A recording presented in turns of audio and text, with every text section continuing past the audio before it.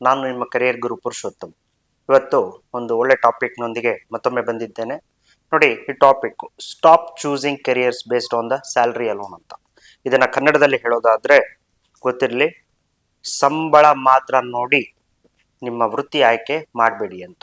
ಯಾಕೆ ಅಂತ ಹೇಳಿದ್ರೆ ನೆನ್ಪಿಟ್ಕೊಳ್ಳಿ, ಹೌದು, ಸಂಬಳದ ಕಾಗದದ ಮೇಲೆ ಚೆನ್ನಾಗಿ ಕಾಣುತ್ತೆ ಹೊರತು ಯಾವುದೇ ಕಾರಣಕ್ಕೂ ಕೂಡ ನಿಮ್ಮನ್ನ ಪ್ರತಿನಿತ್ಯ ಎಬ್ಬಿಸೋದಿಕ್ಕೆ ಆಗೋದಿಲ್ಲ, ಸಾಧ್ಯನೇ ಇಲ್ಲ.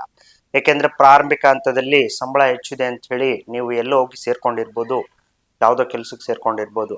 ಆದ್ರೆ ಈ ಸಂಬಳ ಅನ್ನೋದು ನಿಮ್ಮ ವೃತ್ತಿ ಜೀವನದಲ್ಲಿ ಮುಂದೊಂದು ದಿನ ಗಟ್ಟಿ ಸ್ಲಿಪ್ಪರು ಅಥವಾ ಗಟ್ಟಿ ಶೂ ಆಗ್ಬೋದು. ಯಾಕಂದ್ರೆ ಪ್ರಾಥಮಿಕ ಹಂತದಲ್ಲಿ ಆ ಗಟ್ಟಿ ಸ್ಲಿಪ್ಪರು, ಶೂಸು ಎಷ್ಟೇ ಕಾಸ್ಟ್ಲಿ ಇದ್ರೂ ಹೋಗ್ತಾ ಹೋಗ್ತಾ ಹೋಗ್ತಾ ಕಾಲೊತ್ತೋದಿಕ್ಕೆ ಪ್ರಾರಂಭ ಆಗ್ಬಿಡುತ್ತೆ.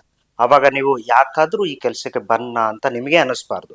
ಕಾರಣ ಏನಪ್ಪಾ ಅಂತ ಹೇಳಿದ್ರೆ, ದೀರ್ಘಕಾಲಕ್ಕೆ ಇನ್ನು ಮುಖ್ಯವಾಗಿ ನೀವು 3 ವಿಚಾರಗಳನ್ನ ನೆನಪಿಟ್ಕೊಂಡು ನಿಮ್ಮ ಕೆರಿಯರ್ನ ಚೂಸ್ ಮಾಡಿ. ಮೊದಲನೇದು ಶಕ್ತಿ. ನೀವು ಕೆಲಸ ಮಾಡೋದಕ್ಕೆ ಪ್ರಾರಂಭ ಆದಾಗ ನಿಮ್ಮ ಶಕ್ತಿ ದುಪ್ಪಟ್ಟಾಗಬೇಕು, 3 ಪಟ್ಟು ಆಗ್ಬೇಕು, 4 ಪಟ್ಟು ಆಗ್ಬೇಕು. ಅಂದ್ರೆ ನಿಜವಾಗ್ಲೂ ನೀನು ಪ್ರೀತಿ ಮಾಡ್ತಾ ಇದೀಯ ಅಂತ ಹೇಳಿದ್ರೆ ಆ ಒಂದು ಕೆಲಸ ನಿನಗೆ ಹೆಚ್ಚು ಹೆಚ್ಚು ಶಕ್ತಿಯನ್ನ ಕೊಡುತ್ತೆ. ಹಾಗಾಗಿ ಅಂತ ಒಂದನ್ನ ನೀವು ಫಾಲೋ ಮಾಡ್ಬೇಕಾಗತ್ತೆ. ಬೆಳವಣಿಗೆಗೆ ಅವಕಾಶ ಇರಲೇಬೇಕು.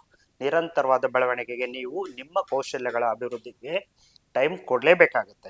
ಜೊತೆಯಾಗಿ ನೀವು ಪ್ರಮುಖವಾಗಿ ನಿಮ್ಮ ಹೊಂದಾಣಿಕೆ, ನೀವು ಯಾರ ಜೊತೆ ಹೊಂದಾಣಿಕೆ ಮಾಡ್ಕೊಳ್ತೀರಿ ಅನ್ನೋದ್ರ ಮೇಲೆ ಈ ಒಂದು ಸಮಯ ಪ್ರಮುಖವಾದ ಪಾತ್ರ ವಹಿಸುತ್ತೆ. ಹಾಗಾಗಿ ದಯವಿಟ್ಟು ಗೊತ್ತಿರಲಿ, ನಿಮ್ಗೆಲ್ಲರಿಗೂ ಗೊತ್ತೇ ಇದೆ, ಹಣ ಬೇಕೇ ಬೇಕು. ಆದ್ರೆ ಅನುಮಾನ ಇಲ್ಲ. ನೆನ್ಪಿಟ್ಕೊಳ್ಳಿ, ಯಾವುದೇ ಕಾರಣಕ್ಕೂ ನೀನ್ ಮಾಡ್ತಕ್ಕಂಥ ಕೆಲಸ ಬೇಸರ ತರಿಸಬಾರ್ದು, ಸುಸ್ತು ತರಿಸಬಾರ್ದು. ನಿನಗೆ ಹಗಲು ರಾತ್ರಿ ಅಂತಕ್ಕಂಥ ಭೇದ ಭಾವ ಬರಲೇಬಾರ್ದು. ಆಗ ಮಾತ್ರ ನೀನು ಸಕ್ಸಸ್ ಆಗ್ತೀಯಾ ಅಂತ ಹೇಳ್ತಾ ಈ ವಿಡಿಯೋ ಮುಗಿಸ್ತಾ ಇದ್ದೀನಿ.